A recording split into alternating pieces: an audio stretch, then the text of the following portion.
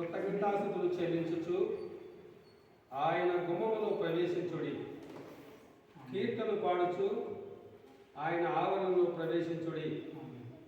ఆయన స్తుతించుడి, ఆయన నామమును గణపరచుడి.